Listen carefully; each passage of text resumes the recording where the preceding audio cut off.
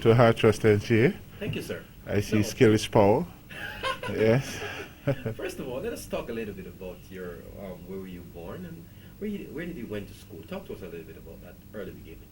Okay, in those early days, wow.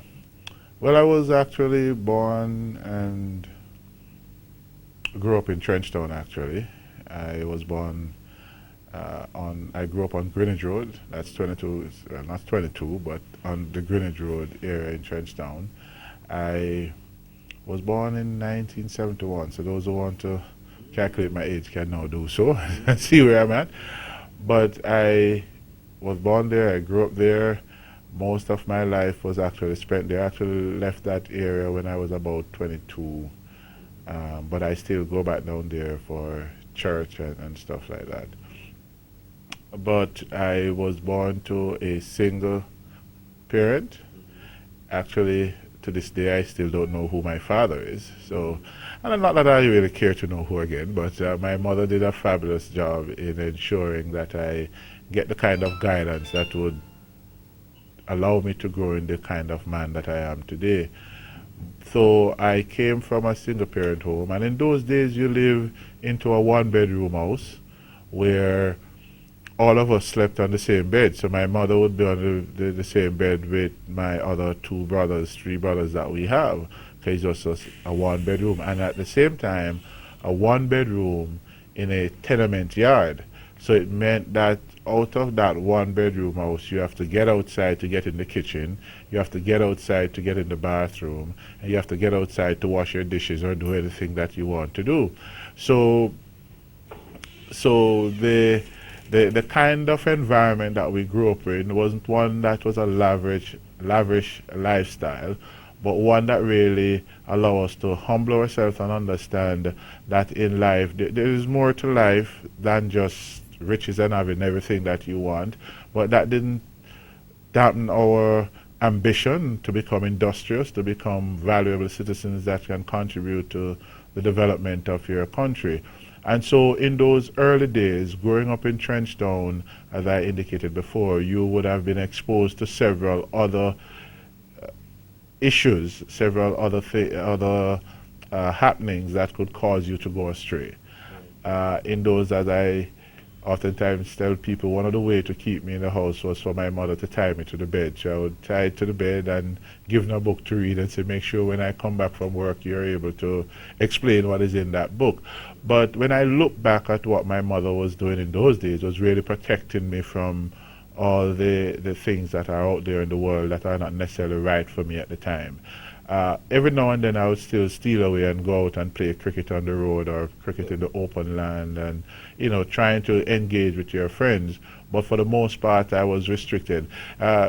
In sometimes when I refused to stay in the house, I was also stripped almost naked to have me remaining in the house, just to have me staying in a place of safety.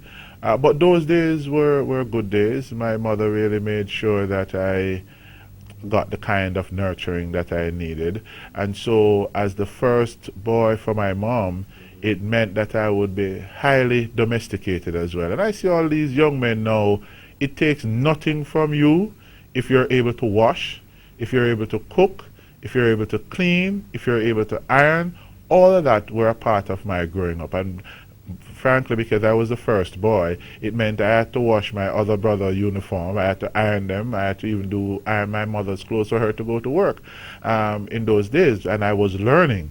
I had to do the dishes, I have to cook, and make sure that the family is taken care of. So those things to me were valuable, because right now, while I don't go in the kitchen as often as in those days, if anything happens to my wife, Joy Wesley, I would ensure that I can get in the kitchen, fix her something to eat, and on special days take over the entire kitchen operation and household operation to make sure that she can relax and enjoy a day at least without having to go into the kitchen.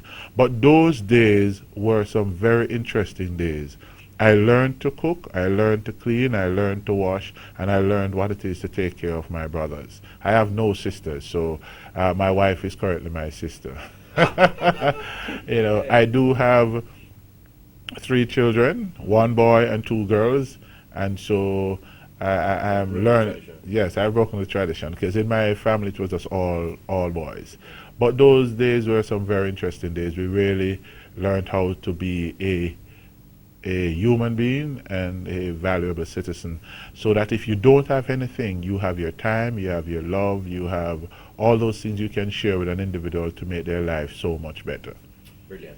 Now, school-wise, talk to us about where you went to school.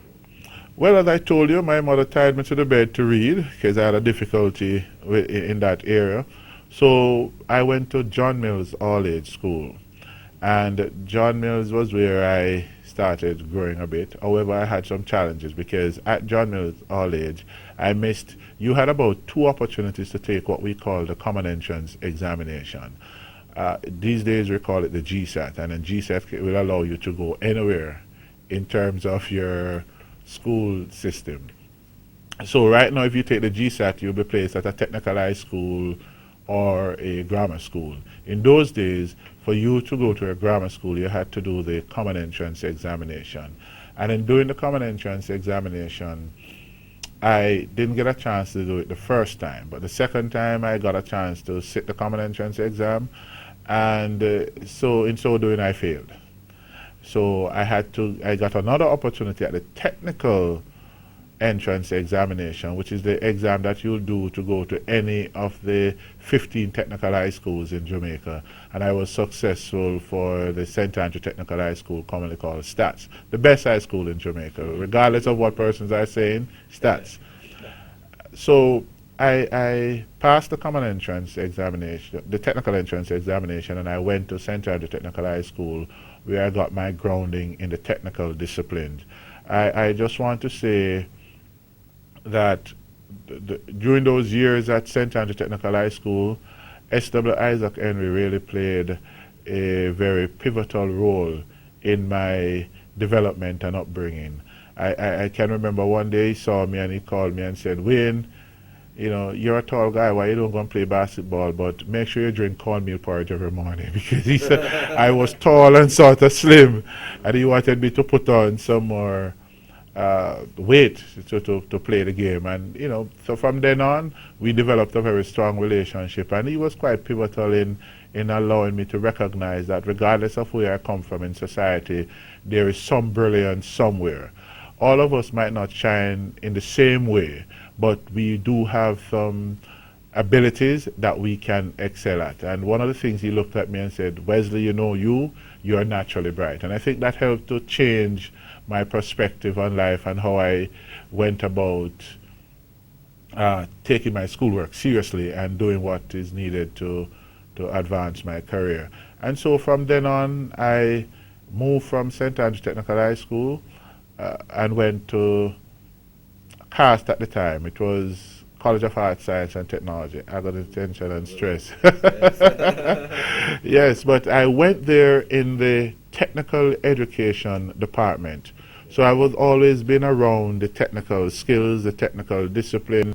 As I said, I got the grounding from St. Andrew Technical High School. So when I went to CAST, at the time I really wanted to become an engineer.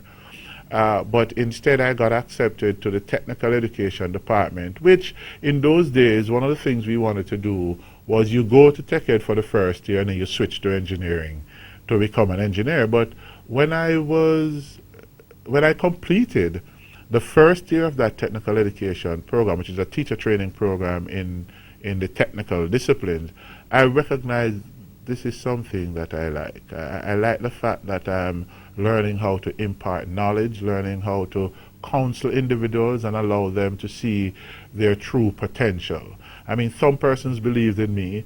I think at the time, Dr. Ken Christian was the head of department at the time at well, it was CAST and Tech Ed. The department was Tech Ed, and he was the head of the department. And at the time when I was to be admitted to the institution, I was unable to attend because I went away, played basketball, I had an injury. But my mother actually went up there with the application, and Dr. Ken Christian at the time took care of her and made sure that I was admitted to the program. And so I'm grateful to Dr. Ken Christian for what he facilitated at the time. And so I got into the program, loved it. After the first year, I decided, well, I'm not going to switch to engineering. I'm going to continue in this field to become a technical teacher. I completed the program, and I actually went back to St. Andrew Technical High School as a welding teacher for the very first 3 months. The first semester, I went there and I taught there for 3 months before I got accepted back at CAST to become, at the time, perhaps the youngest lecturer on staff in January of 1993. I became an assistant lecturer in the technical education department, teaching welding and workshop technology. So I've always been in the technical areas, the technical vocational education and training discipline. And when I completed that, my ambition still remained to become an engineer, but the valuable lessons I learned at Tech Ed department was quite useful, and I recognized the value of the education, and I started using it now as a stepping stone to move to other things. And so I completed the program, went back to CAST at the time to become an assistant lecturer, benefited from a staff development scholarship that allowed me to complete the Bachelor of Education in Industrial Technology, of course, first class honors. I mean, you have to continue the tradition. I remember S.W. Isaac Henry said, you're a bright fellow, so you wanted to show that, well, you can do what you're doing. But I really appreciated the fact that I have now acquired a skill that will help me to facilitate national development. In fact, when I completed the bachelor's program and my master's, and I was going on to do my PhD, one of my philosophical statements is I seek to foster the development of a nation through education and training. In fact, that philosophical statement for me was just simply, I want to foster the development of a nation through education. But having been exposed to Hard Trust and the training, I sort of modified that statement somewhat, and now it reads, fostering the development of a nation through education and training is a fundamental principle to which I subscribe. Because I feel for national development to take place, or economic development to take place, it requires a trained and certified workforce for that to happen. And I think my grounding, starting from St. Andrew Technical High School, back at CAST when I did that technical education teacher training program, really solidified that for me in a very powerful way. And it is now what I do to offer my own contribution to national development. Training, education and training, critical. Now, you assisted at CAST as a lecturer, and then you moved to, training persons at CAST. Now, after that, what was your next career path? Well, when I started at CAST as an assistant lecturer, I actually lectured there for over 16 years. I was just 2 months shy of working there for 17 years. I left there in September 2009. And I left there to come to Hard Trust NTA.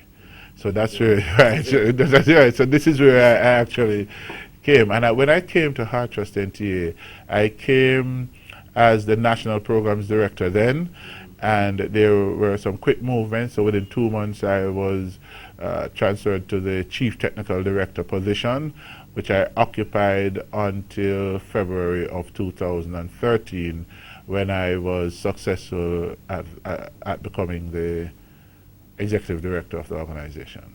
I also see that you have gained a doctorate in philosophy. Oh, yes. Yes. Talk to me about that. Why philosophy? This concept of engineering and so on, right? Well, no. Remember now that in academia you have several doctorates. You have EDD, PharmD, Juris Doctor, Medical Doctor, and then you have the Doctor of Philosophy. It is a Doctor of Philosophy in engineering, a Doctor of Philosophy in industrial engineering.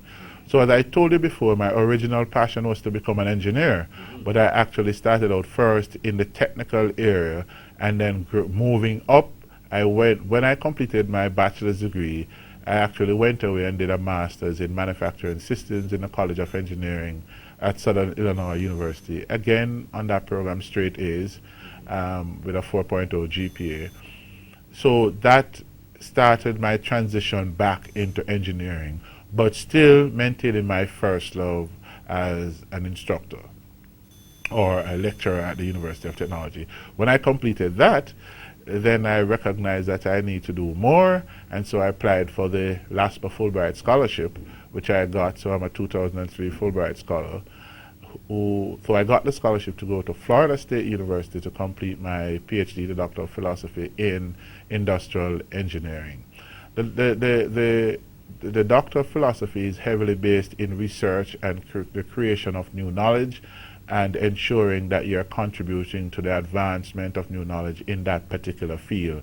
In my case, it was industrial engineering, and I particularly focus on quality engineering.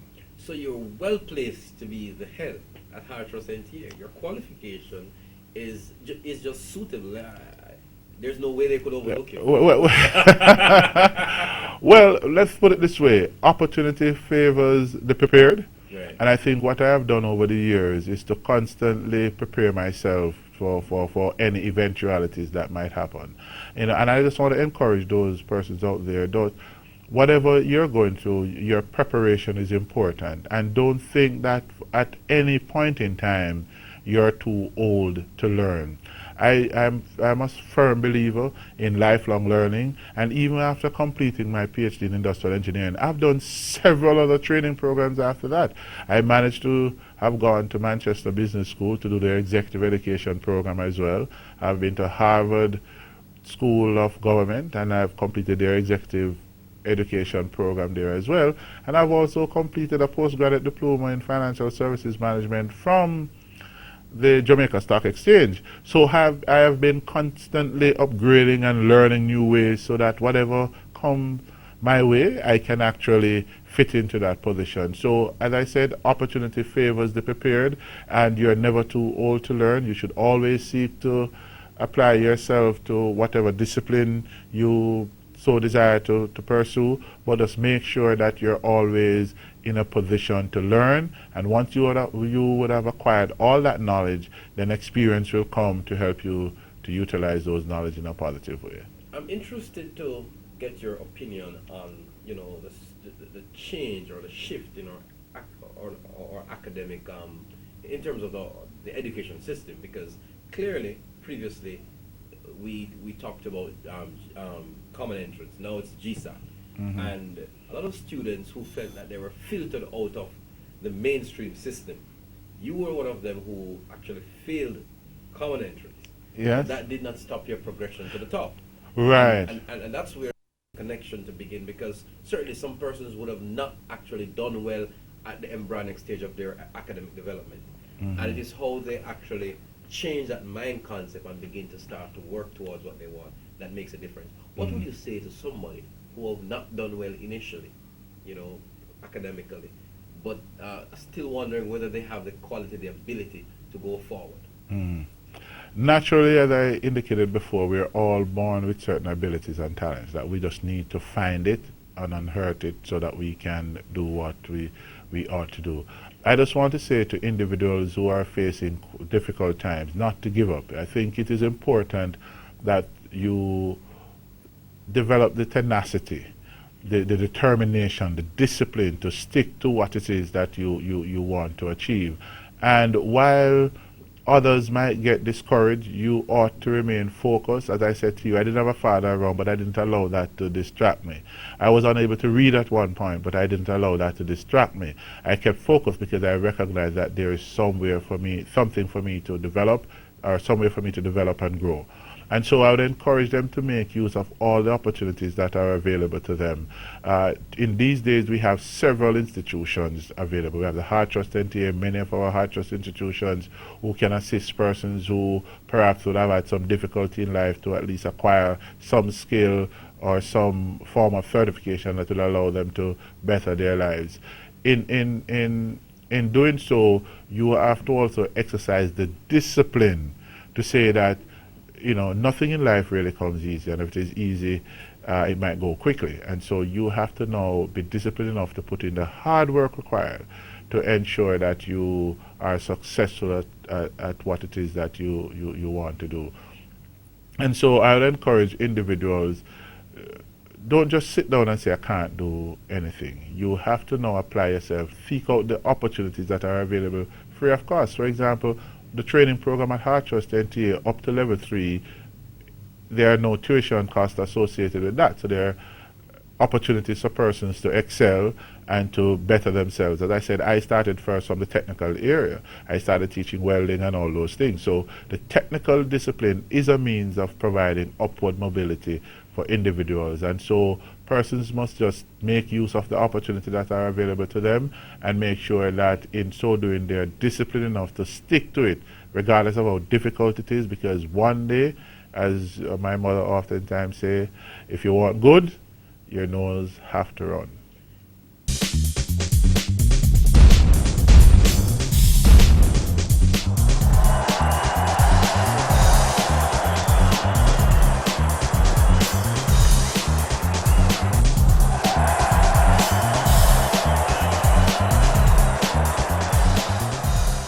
Join Cable News and Sports on Mondays at 6:20 p.m. for UN in Action. UN in Action gives you a glimpse at some of the work of the United Nations as they seek to reduce poverty and foster development in developing countries across the globe. UN in Action every Monday at 6:20 p.m. on your News and Sports Authority, Cable News and Sports. Are you having a wedding, a funeral, a graduation, or just about any other function? Then let InFocus Productions provide you with professional video and photographic services from anywhere in the island at the best possible price. InFocus Productions also offer PA system and projector screen rentals. Call us at 949-5326, 949-4331 or 276-7825. So for all your video and photographic services, plus PA system and projector screen rentals, it's InFocus Productions, where your function is in our focus. You'll find Heart Trust NTA graduates in every industry, trained, certified, ready to work. Let us source work-ready graduates for your team today. Every Mondays at 6:05 p.m., Cable News and Sports brings you Inside the World Bank. Get an insight into the mission of the World Bank as they fund some of the world's major projects to assist in economic development. We estimate at the bank that even a mild epidemic will reduce world GDP by 0.7. Inside the World Bank, Mondays at 6:05 p.m. on your News and Sports Authority, Cable News and Sports. Cable News and Sports on Mondays at 6:20 p.m. for UN in Action. UN in Action gives you a glimpse at some of the work of the United Nations as they seek to reduce poverty and foster development in developing countries across the globe. UN in Action every Monday at 6:20 p.m. on your News and Sports Authority, Cable. Cable News and Sports wants you to learn while you watch, and so the #1 Cable News and Sports channel in the island brings you the best news and sports documentaries in Documentary Corner weekdays at 3 p.m. Improve your knowledge of world events by watching the largest catalog of news and sports documentaries anywhere in the island on Cable News and Sports weekdays at 3 p.m. The Documentary Corner is aired on Sundays at 10 a.m.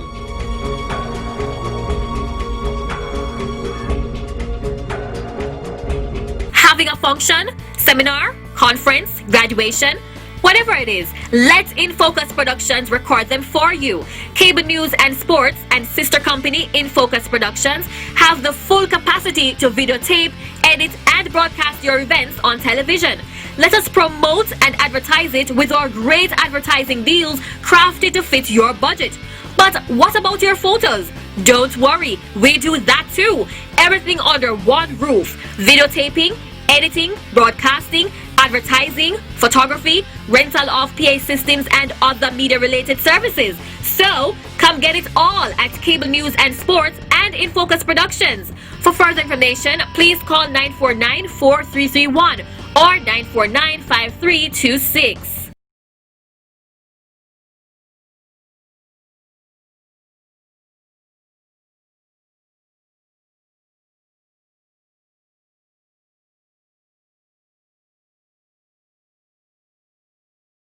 And because you came through in the era where there was a common entrance. Mm-hmm. When you look at the two systems now, do you have an opinion as to whether or not this is the best way of sieving, so to speak, the students and bringing them into a different, bringing them to high school or technical school? What is your thought on that? Nothing is wrong with completing a diagnostic assessment that gives you a profile of the cohort of students you're dealing with. I think it's what we use that profile information to do that is critical, because we should be using those diagnostic assessment, I would want to call them rather than tests. We should be using those diagnostic assessment to create the profile of the individual, and by so doing develop targeted intervention to treat with the various deficiencies that might exist from those assessments. And so I would not knock the GSAT or anything like that. I think we have to find some way of creating a profile of our learners so that we can design the appropriate intervention to treat with them. Once we have acquired that profile, I think we now need to make sure that those students are streamlined where they ought to be streamlined for the required intervention to be developed and administered to them. And so once you have that, you'll know those who are quite advanced in certain areas, those who are weak, those who are intermediate, and then you design programs now to treat the various deficiencies that you would have identified and target those. So are you saying that the schools now that we have most of the secondary schools now becoming high schools, nothing is wrong with that per se, but it's how you deal with the students in those schools? Because when we look at the exam results and the CSEC and so on, some schools definitely have not done as well as other schools. Yes. Now, how do we? So your argument is that we should actually be focusing on the schools that are not doing particularly well at CSEC and whatever, putting them into specific targeted areas that you think they are strong. Is that what you're saying? Yeah, targeted area and precise. So if those schools are strong in certain areas, that is what you want to focus on to build their strength. But what I want to also indicate, and I'll just share an experience with you quickly. When I was on the teaching program at CAST at the time, TechEd, I was assigned to a particular secondary school in Jamaica for my teaching practice. And when I went there to teach, I went with all my lesson plans, fancy lesson plans and all those things, because I wanted to teach and make sure I complete my activity to get my grade. But when I went there, I first recognized, whoa, these students are unable to even read. So all the terminologies that I want to teach them and all the principles I wanted to impart to them, I could not, because they weren't able to read even a diagram that I put on the board. So I had to stop. Now, mark you, and I was so upset, but I mean, it's just a part of a part of life. I had to stop the lesson that I planned and started teaching them how to read. And you know, the reason why I was upset, because I got a B for that lesson. And there I was, recognizing a deficiency, stopping my regular lesson to treat the deficiency, because it doesn't make sense. And you know, I'm hoping that we have moved away from that in our schools, that when a teacher recognizes a deficiency, how do we treat with that deficiency? Because you can't put on more information on a deficiency that is preventing the absorption of that information. It makes no sense. You know, it's like pouring water on glass and everything just running off without being absorbed. And so it is important that we identify where the deficiencies are and treat with those. Another particular opinion I have is that I don't think we should really be moving persons along like on a conveyor system. Because if you're deficient in grade 9 and that those deficiencies were not addressed, you're going to be deficient in grade 10, because you cannot take on grade 10 work. And so our system should perhaps, I know the challenge, because the challenge is if you keep people back, then those who are coming up won't have any space to go. But I think we need to find an appropriate balance, because you also have those students who are performing at least a grade level above where they are. So you might look at how do we advance those so we don't hold them back. But those that are not ready, we need to find some way to get them ready before you move them on. Because if you move them on, all you're doing is pushing the frustration further and further and further, and that person will be hopelessly lost if somebody doesn't address the deficiency that is identified. So that's my particular take on it. Now, you're the head of Heart Trust NTA. What sort of personality profile, what sort of profiles do you get for students coming into the Heart Trust? When you look at the type of persons who want training and development, what are some of the type of... Well, just to say that we get persons across all spectrum of the education system. So we get persons who already have their qualification and want to upgrade in a skill, and we get all those persons who are at the bottom that says, well, we can't, we're having problems or challenges with numeracy and literacy, and they need assistance with that. So we get persons who, some persons come to us with their CXC because they want to advance in a particular technical area, and we accept those. We have those who are just coming in with their ability, with competence in English and mathematics at the grade 9 level, who we accept into our programs, because the Heart Trust program is really geared towards those students or trainees who would have exhibited competence in mathematics and English at the grade 9 level. Once they have established or demonstrated that competence, then we would accept them in our program. Those who are just below that, there are some targeted intervention that seek to address that deficiency, and if they are far below that, then we work with other institutions in a referral system to help them get up to the level that they ought to get up to. So we're talking about like the Jamaica Foundation for Lifelong Learning, who we can actually partner with for persons to get up to the entry requirement for the Heart Trust NTA. Are you overwhelmed with applications? More than overwhelmed. In fact, I just authorized or asked that my various regional offices actually take on the task of addressing what we call it the operations applications. I think that's what we call it, operation applications, where we are now looking at a backlog of over 40,000 persons who have applied that we can't accept. In fact, when you look at the Heart Trust NTA system, we have over 29 institutions, but the capacity of those 29 institutions is to treat with about 25,000 persons over a year. Now, at any one point when we are accepting applications, we can only accept about 8,000 persons at any one time, but we are receiving over 14,000 applications within that period. So clearly, there are going to be some persons who will still fall outside our ability to accept. And so what we're going to be doing now is seeking to partner with other entities like the community colleges and teachers colleges or other training providers who can help us in addressing this large deficit that we have. It's an access challenge, but we are trying. So right now, we did set up a call center that is now looking at all 40,000 applicants. So far, they have made over 20,000 calls, and I'm quite impressed with that, because it means persons will now hear from us. Because one of the criticism that is always out there, which we are trying to address with this operations applications, is that, boy, it's a long time I've applied to Heart Trust NTA and I'm still waiting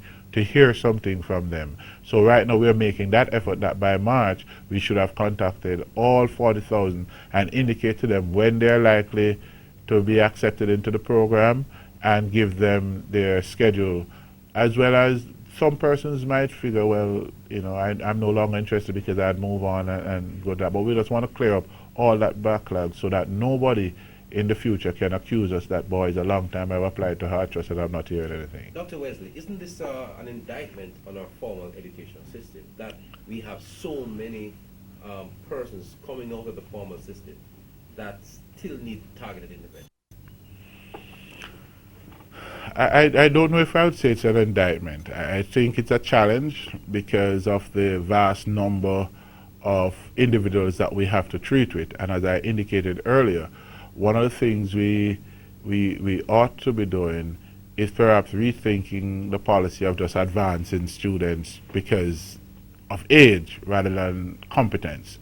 So you sort of control the number of individuals you have out there in society who would not have achieved at least a high school equivalency, because what we're doing is we are creating other institutions now because of what is happening, what is coming out of the formal education system. Institutions like the Jamaica Foundation for Lifelong Learning, Heart Trust NTA, that helps to create other opportunities for those who might not have been successful in the regular education system. So I think the vast volume of those persons who are exiting, I think the statistic that I have on that is about 130,000 persons leaving the system every year that require some kind of intervention. And given the fact, and just listening to the challenge now with some schools, that the minister indicated that for some schools you have schools that are underpopulated and some that are overpopulated, and just trying to create the dynamics in moving persons where their contribution would be greatest. It's a challenge. But I think we need to recalibrate, we need to rebalance to ensure that all valuable space that we have in the school system, for example, one way to perhaps look at it is that, okay, for the schools where we have underpopulation, how do we try and move certain students to those locations to get the additional intervention that they need to get up to the required competence to be productive citizens? And I think it's a lot of those that we'll have to do. How do we balance that and start stemming the outflow with persons who are not? Because we should have at least some minimum guarantee for persons leaving our school system. All right? Is that minimum guarantee the 5 CXC?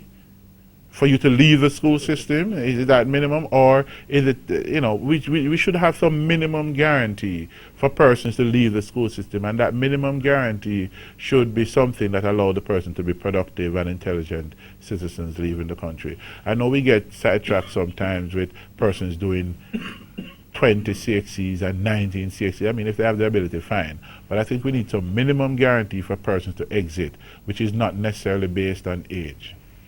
Now, as you recently, there was this rebranding of the entire Heart Trust NTA. Different hotels and the salon, the beauty school and that sort of thing. I want you to tell me the concept behind the rebranding. Okay, the rebranding is critical for us because one of the issue we are having is Jamaica has a productivity problem. Everybody talking about productivity and what needs to happen, and training is also critical in addressing the issue of productivity. But let me go to a fundamental issue first, and that is one of the main reasons for rebranding is to remove the false dichotomy that exists between education and training. Okay? Education is the know why, and training is the know how. You need both sets of competencies for an economy to be competitive and to advance the productive index of the country.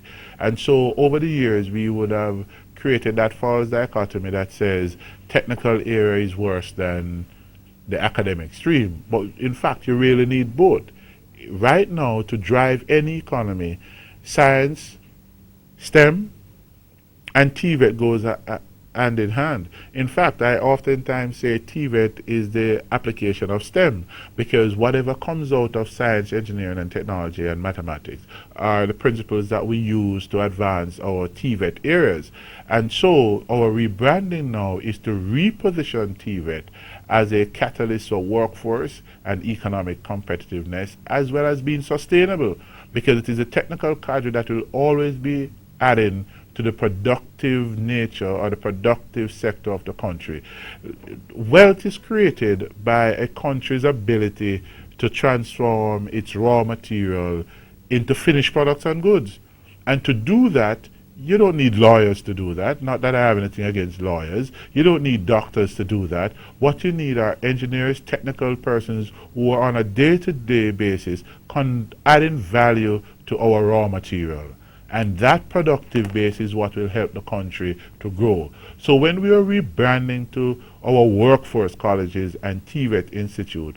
Our workforce colleges now are deeply embedded within an industry.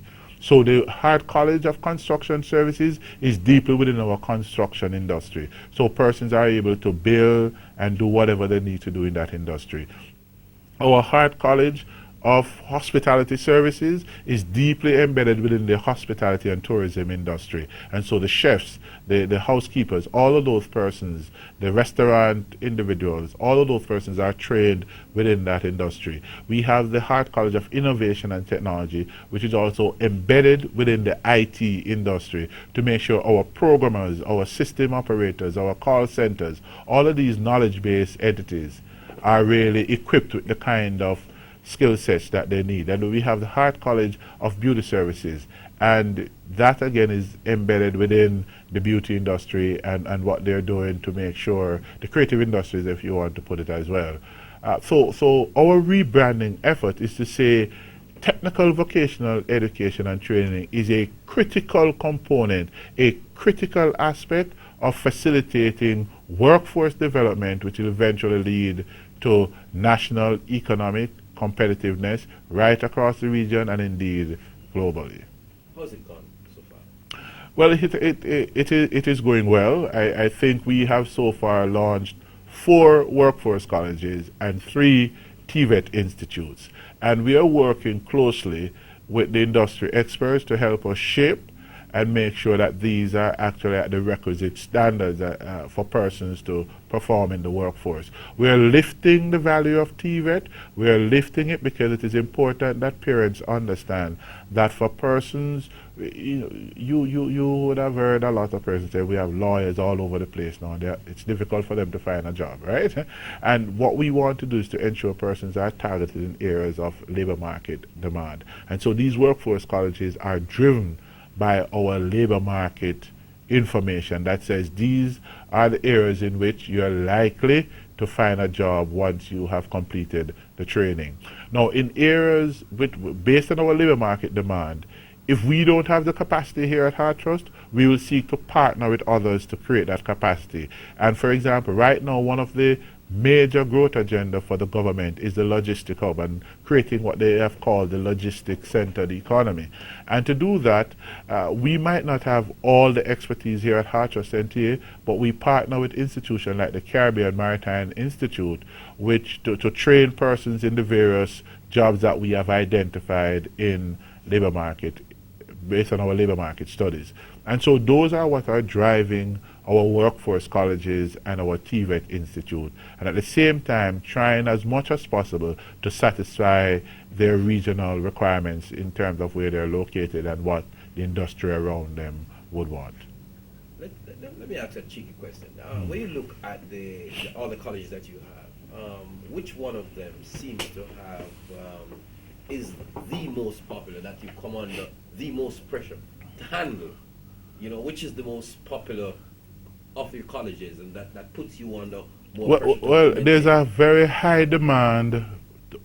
Well, all of them require some amount of maintenance, but there's a very high demand for our Hart College of Hospitality Services, our runaway bay facilities.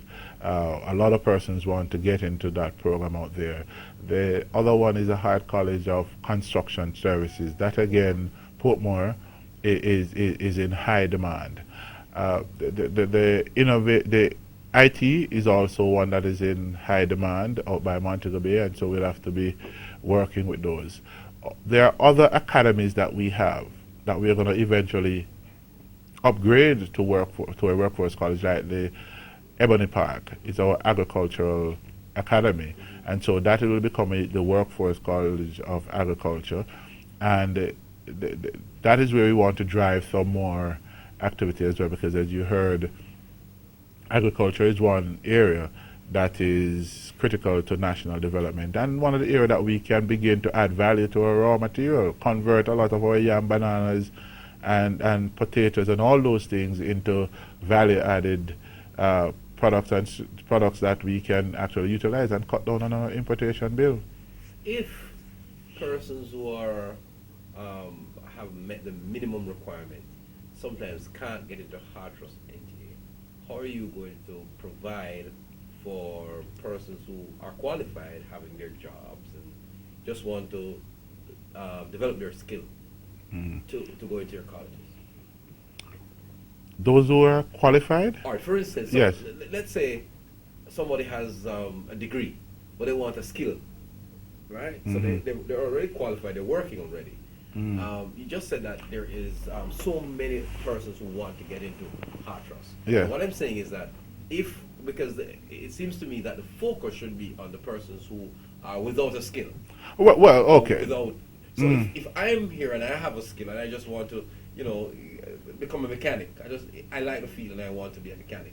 Let me answer it this way. Isn't it a little bit difficult to give me an opportunity to just go into and do this rather than somebody who is yes, and I will say this without apology. All right. That my first preference are for those individuals who have nothing. That's my priority. If there are space that we can accommodate those who already have their bachelor's degree, I think we'll try and do that. But my first priority is for those individuals who have nothing and we need to get them a particular skill. Now, also, it might be because, as I said to you, the Hartros NTA allows for persons to pursue our programs from level 1 to 3 without any tuition attached to it, because you really want the persons to benefit.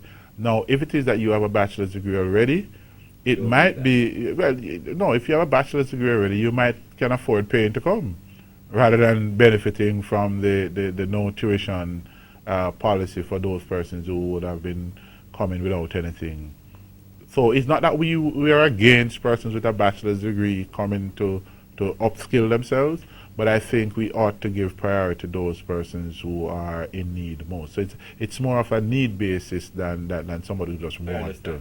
Yes. Are you in expansion mode then? When you see the demand, is Hartros in an expansion mode? Definitely. We are in an expansion mode, but not an expansion necessarily with buildings. We are in an expansion mode through partnership. We want to expand because there are a lot of education and training institutions now who would have underutilized capacities.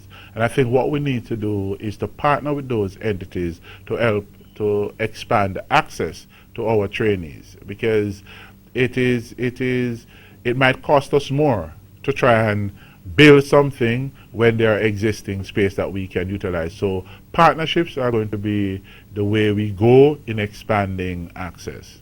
What about online training? Because that's a phenomenon that you probably need to go into as well as you try to. It's not a phenomenon that we probably need to go into. We are already into online training. We have a unit now that is currently working on the broader idea of flexible learning systems. And when I talk about flexible learning systems now, we're going to be using several modalities, including the online delivery, using tapes, using various workshop methodology to make sure persons can have access to our training. We are now looking at, and shortly we'll come out with what we call mobile labs, where a welding lab can be driven into a community and just offer welding training so persons can be upskilled. So you're actually taking the training where the persons are rather than asking them to come to you, because these days we have to be flexible and responsive to what the market is requiring of us. Would the Hartros consider something like an affiliated organization to the body to take care of some of the persons that they can't take care of? For instance, let me say this. You have somebody, a private investor, who is willing to train, but they would probably need trained teachers from you to take on the load of the person that you can't manage. Because I'm thinking just outside the box to think that, here is a fantastic training organization, but the volume of persons coming into you is so great that it's difficult to handle everybody. What about the possibility of somebody coming to the Hartros and saying, listen, I would love to go into this area that you can't manage, or you're saturated. What about giving me the requisite teachers, or helping me to get the requisite teachers to do the same type of training, so that generally speaking, nobody as little as possible of the persons that need training is left out? What about that? Well, in areas where capacity building is required, the Heart Trust NTA is prepared to assist with capacity building in individuals who lack the kind of skill sets that are required to deliver the training program that we have. So based on the level of partnership, we would facilitate that kind of expansion. In fact, we have a lot of that now through what we call our community training intervention program, where we're in almost over 80 communities now working with existing organizations within those communities to expand access. So that is a possibility, and we'll be looking at doing more of those, partnering with institutions who have the requisite infrastructure that will facilitate this. And if it means capacitating the teachers in certain ways with certain technical assistance that they might have, our capacity building unit will facilitate those. So it depends on what they want. We can always work through those. So anybody who is so inclined and interested to see how can we partner with the Heart Trust NTA to facilitate access, we are willing to accommodate that. Let's go to the logistics hub. This is a great, it is in the air, everybody knows that. Logistics centered economy. Right. Now, you are tasked with the responsibility of training the workforce. And you really want a competitive workforce, especially since Jamaica is competing with the rest of the Caribbean in the first instance and then with North America. Are you concerned about the capacity of the Jamaican workforce to be competitive, first of all? And if so, what steps can be taken rapidly to get us to that level where we're able to compete effectively? All right. First of all, it's important that we have a trained and certified workforce. If you're going to be competitive, the quality of your workforce is somehow measured by the certification that they would have received. And so we operate now with giving persons certification that is at international benchmark against international standards. So they're internationally certified. Now the capacity of the workforce is dependent on how many persons will have access to that kind of training. But let's just look first at the logistic centered economy that we're talking about and what is likely to happen. When you look at the kind of spin-off, so the wharf is expected to expand. You're expecting to have more ships, more vessels, more aircraft coming in, and the movement of goods. Now, once you have vessels and increased vessels and ship coming, it means some of those persons will have to overnight because it depends on the length of the stay. So it requires hotel services. All right? Once they're here, at some point in time, they will require some financial services. So you're going to have the financial business going. Then at some point, they need to eat. So you have the restaurant services. And at some point, people need to be entertained. And so you have the entertainment services going on. And I'm just naming a few. But even the goods that are coming in, we might need to add some value to it before it is transported. Either some assembling going on here before it is transported. So you have the assembly, light manufacturing. And then those things will have to be distributed. So you have the transportation sector. I have named almost 5-6 sectors there alone that will be impacted by this logistics-centered economy. So when you look at what is it that we are doing at Heart Trust NTA, we are training persons in the business area through our Stony Hill Eastern Tibet Institute. We are training persons in the construction area, so when the dredging starts, we can do that. We are partnering with CMI to facilitate the training of persons in crane operation, because if you expand the wharf, you're going to have a lot of more cranes to clear and stuff like that. You know, we are working the EXED Community College. They have now launched their own diploma or associate degree in logistics studies, and so the preparation is there. I think what is critical at this time now is for persons to begin to see more activity along the lines of investment, you know, coming in. And well, every time I say this, persons always say to me that, boy, you think persons are going to put their money. But I think we have enough monies in our banks here, the Scotia banks, the NCBs, all our financial houses. They do have a lot of money that can be invested in some of these projects to expand and kickstart what is happening in the economy. And I encourage them to do that. It is important, you know, when I read the paper, I think the Observer about 2 or 3 weeks ago, to see that 75% of the interest or of the profits were repatriated. So what is here building the productive capacity of the country to capitalize the projects that we need to capitalize? Most of it is going back as repatriated profits. And so we need to find a way how we're going to encourage those capital flight to really remain and invest in what needs to happen. Now, as we wrap up this interview, there are a few other things I want to touch on. The fact is that you, at Hartros NTA, there are challenges. What is your greatest challenge as the executive director of this noble institution? Wow, that's a challenge in itself. but I think the greatest challenge is the transformation that needs to take place from us being a rigid institution to one that is more flexible and responsive.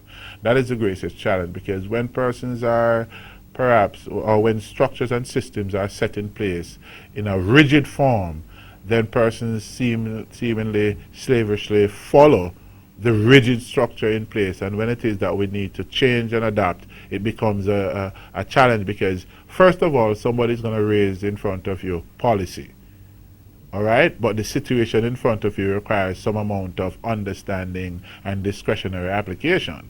So, and then most of all, what we have done, and I spoke to you about our flexible learning system now to try and do that, most of our institutions are institutions. So the training has to take place at this. Why at any of our institution? Why can't it be in the workplace? Why can't it be? How can we get to certify persons out of our normal mode of certification? Not that you're compromising the standards, but you're just adding a greater level of flexibility to do it. So the challenge, therefore, is that how do you transform a system that is so rigidly entrenched to become a flexible system that is innovative and responsive to the needs of the country? What has been the most enjoyable moment for you in your career? The most enjoyable moment for me in my career is having gone to our certification ceremony, and I can remember one particular graduate who, having received his certification, actually said, this was my last chance. Heart made it happen for me. Now I feel successful. That was really a rewarding moment, because I'm saying here it is that we are all here thinking that, we have all our qualification, and with all of our qualification, we tend to figure, well, there are others who can just get it. But this was the chance of this individual that says, you made my life different. He could have gone and perhaps be a gunman out there or something, but the opportunity that we have presented to him, and the fact that he have grasped at that opportunity, became certified and felt proud that not only am I trained, but I'm certified to international standard, and now the ability to contribute positively to the society. I think I want to transform a lot of those individuals who are considered to be at risk or underserved, the opportunity to be gainfully employed. Now, as you look towards, you have a very hectic job, clearly. You're a married man. Oh, yes. It's difficult. Let me ask you this. How do you balance between a very hectic job and your family life? Well, first of all, I want to say I'm committed to my family. And so I have to ensure that I have time set aside for them. Okay? At time, for some weeks, it's going to be very hectic in terms of my ability to spend quality time, but on the weekends I made sure that I try and accommodate them as much as possible. And in fact, these days I made sure that when it is my vacation time, I do take my vacation, and so that I am with them to ensure that they get the kind of attention Dad needs to get. In the house, still assistance with homework. The mom knows when to send them over with me to say, well, let's ask Daddy to assist you with that, and I try to to ensure that. Dinner time is also a very important time for us, so we all have dinner around the table and make sure we engage into discussions and talk about that. Sunday mornings mainly we would get up and we have our family prayer, because we have to ensure that they are grounded in the right principles that I grew up on. And so anything, special occasions, I make sure I'm available, and whenever I can leave office early and get home, I'm there early at home with them to make sure I can spend the time. So that is critical and important. You seem to be a very religious person. Yes. How does that impact your career? How does it impact your life? Well, as I am really a committed Christian. I believe in God, and as the scripture tells me, I can do all things through Christ, which strengtheneth me.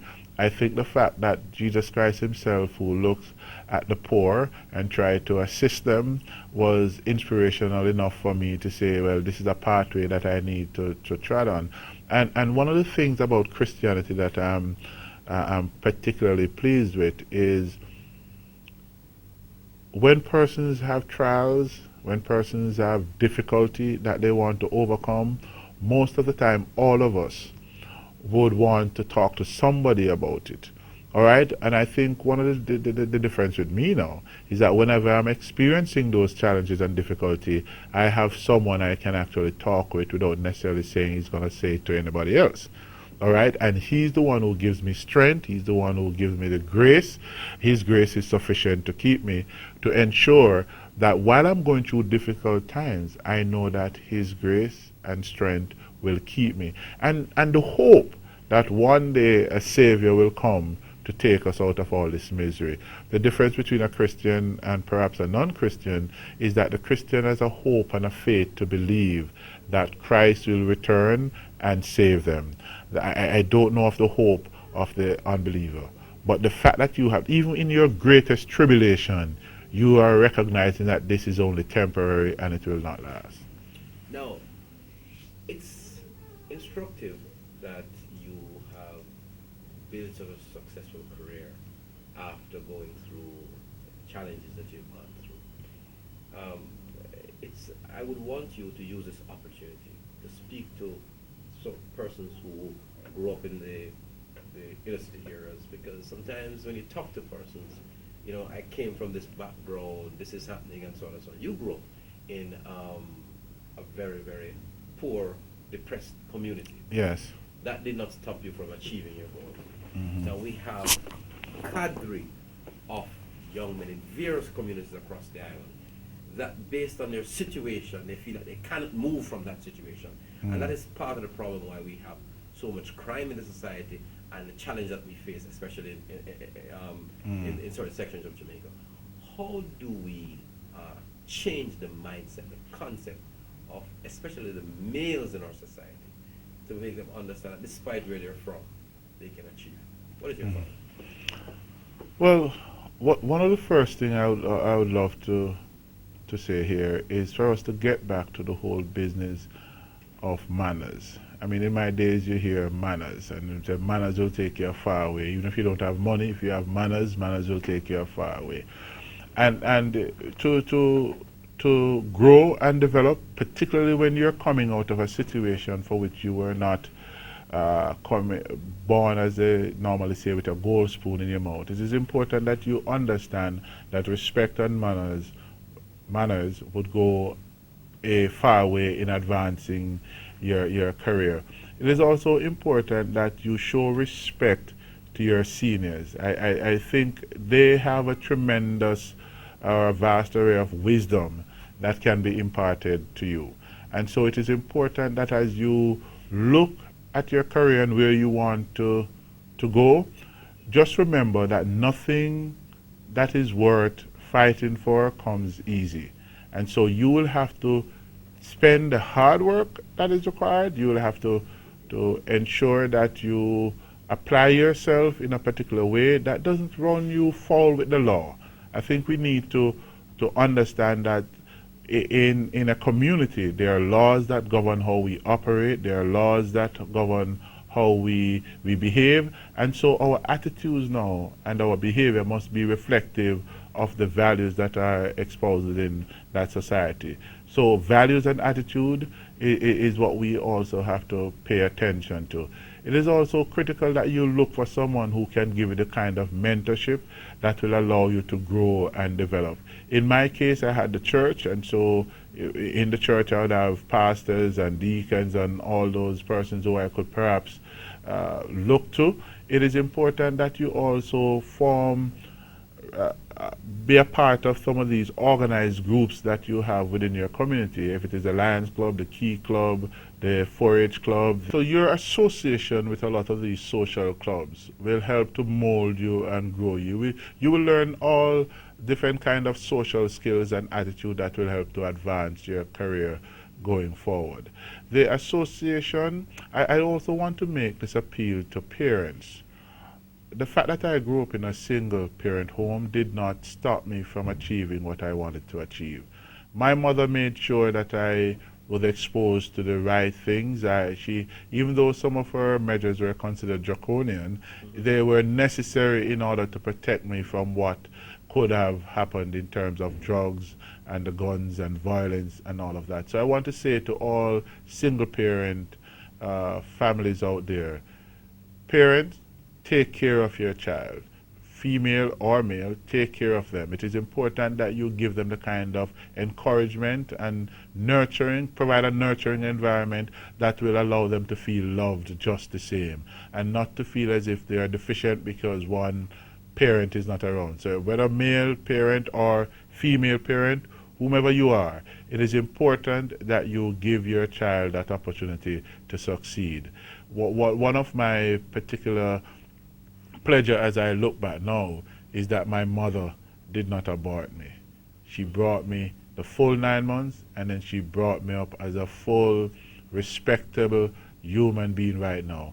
I am a father and a husband, and I made sure that what I didn't get as a father, or what I didn't get from my father, I'm providing it now for my children, because my mother made sure that I was so brought up. So don't give up, because it is important that you give them the opportunity to succeed. What do you do in your spare time? In my spare time, previously, I'm a basketball player, Okay. and I like to play basketball. In fact, I bought my son a basketball last December, I think it was. So I think I'm going to get back on the basketball court. Yeah, he's taller than, he's as tall as I am, and he's just 12. He's just at JC. Oh, wow. So, he's going to be 13 this month. February is our birth month, and later on this month I'll move as well. But so I'll get back to do some basketball. I like playing music, so I'll play some drum sets, and I'll try and play. I'm trying to master the keyboard now, but boy, that is becoming a difficult challenge. But outside of that now, I'm really just reading anything that is of interest to me. I'll read a lot right now. Final question. As the executive director of Harters NTA, there comes a point probably when you would want to move on, go somewhere else, or retire, cock up your foot in your rocking chair, relax. What would you like to be your legacy when you've decided to call it quits in your working career? What would you like to be your legacy here at Harters NTA? Well, I go back to how I started this discussion, that my guiding philosophy is fostering the development of a nation through education and training is a fundamental principle to which I subscribe. And so my legacy that I would love to see is that whatever I did facilitated an expansion in the number of persons who were certified and were able to be gainfully employed and contribute to national development. That's the legacy I want. Those persons who wanted a second chance, and what we did provided that second chance and allowed them to excel at what it is that they wanted to do. Dr. Wayne Wesley, thank you very, very much Thank you. stopping on Spotlight, and we wish you all the best. Thank you very much. And we know that God will continue to allow you to do what you have to do from day to day. Thank you very much. It's a pleasure, Mr. Prendergast.